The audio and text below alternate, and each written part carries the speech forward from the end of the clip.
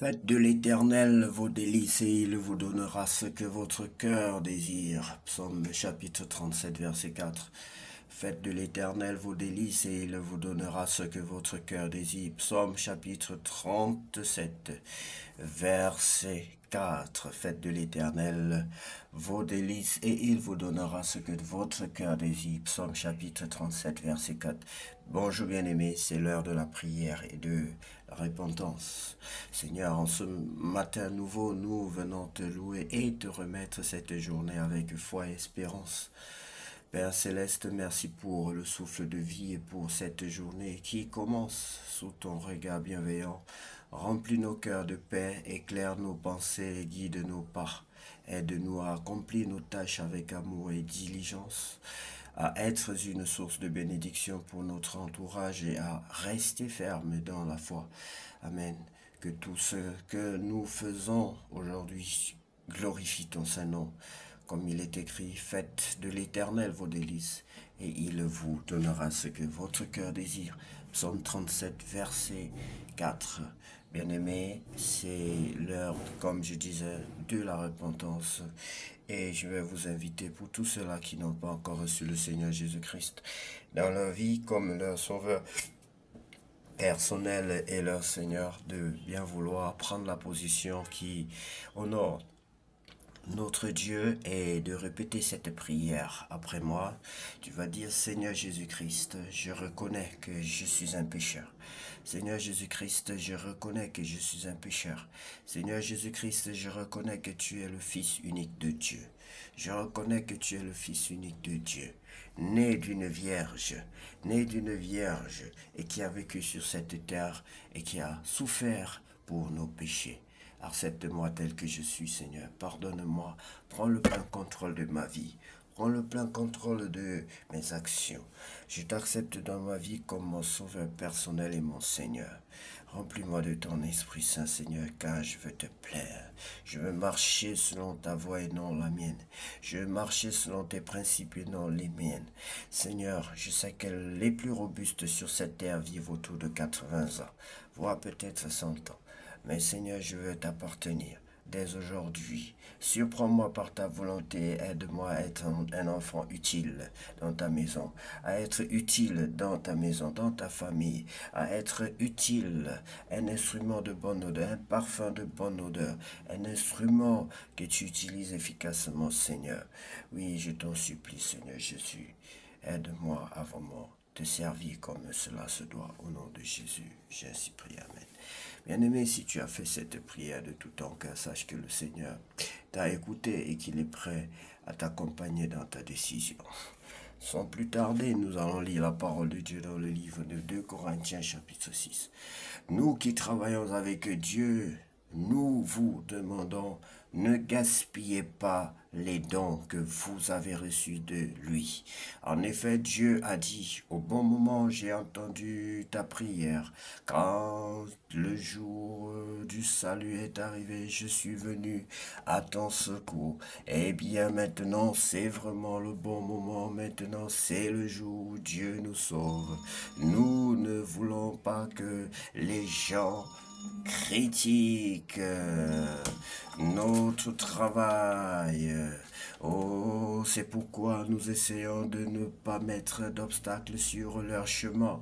Au contraire, nous montrons en toutes choses que nous sommes serviteurs de Dieu. Ainsi, nous supportons avec beaucoup de patience les malheurs, les souffrances, la peur, les coups, les prisons, les attaques de la foule. Nous supportons toutes sortes de fatigues, le manque de sommeil, la faim. Nous menons une vie pure. Nous montrons que nous connaissons les choses de Dieu. Voilà un serviteur de Dieu bien-aimé qui est dévoué au service vraiment de son Dieu et qui est mort dans les choses de ce monde. Nous menons une vie pure, nous montrons que nous connaissons les choses de Dieu. Nous sommes patients, nous sommes bons. L'Esprit Saint est avec nous. Nous aimons sincèrement. Nous annonçons la vérité et Dieu nous donne sa force pour cela. Nous prenons comme arme ce qui est juste. Oui, bien-aimés, lorsque vous vous donnez véritablement véritablement à Dieu, Dieu est avec vous et vous pouvez le ressentir. Nous prenons comme arme ce qui est juste pour attaquer ou pour nous défendre. Les gens nous mettent à l'honneur et ils nous couvrent de honte.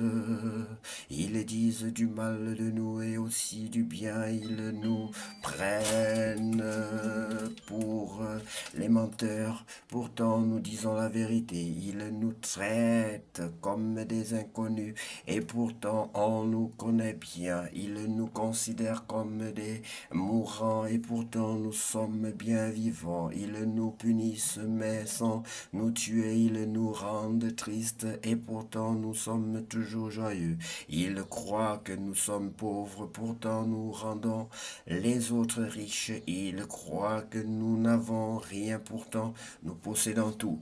Oui, bien aimés, les chrétiens sont souvent considérés, surtout les serviteurs de Dieu, comme les malheureux, comme les pauvres.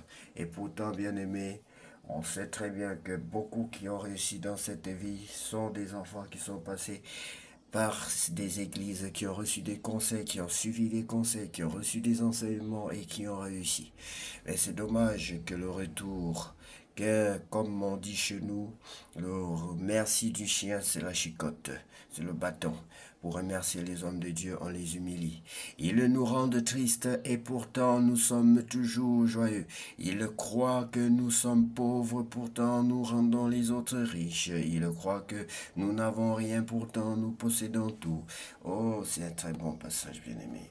Amis de Corinthe, nous vous avons parlé librement. Nous vous avons ouvert notre cœur largement. Il n'est pas fermé pour vous. Ce sont vos cœurs qui sont fermés. Je vous parle comme un père à ses enfants. Faites comme nous. Ouvrez votre cœur largement. Vous aussi, un croyant doit être fidèle à Dieu. N'allez pas avec ceux qui ne croient pas en Dieu. Vous ne pouvez pas vivre ensemble. Ce qui est juste et ce qui est contraire à Dieu, est-ce que cela va ensemble? Est-ce que la lumière va avec la nuit? Est-ce que le Christ peut être d'accord avec Satan? Est-ce qu'un croyant peut aller avec celui qui ne croit pas en Dieu?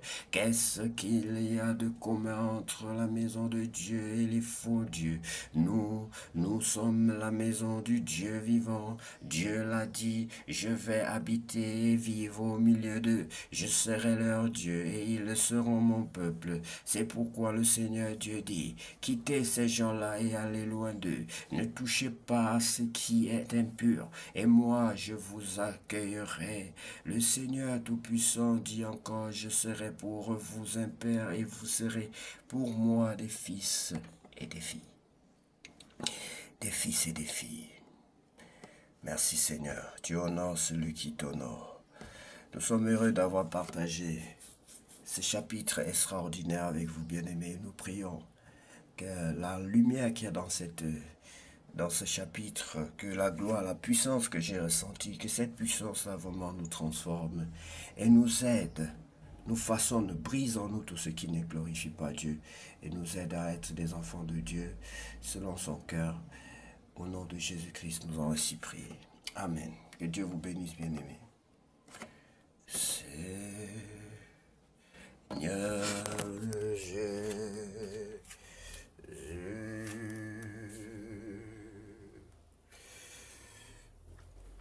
que la gloire te revienne,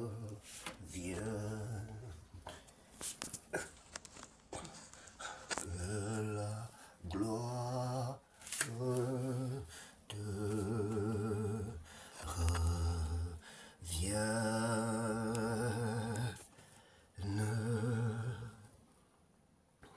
tu es le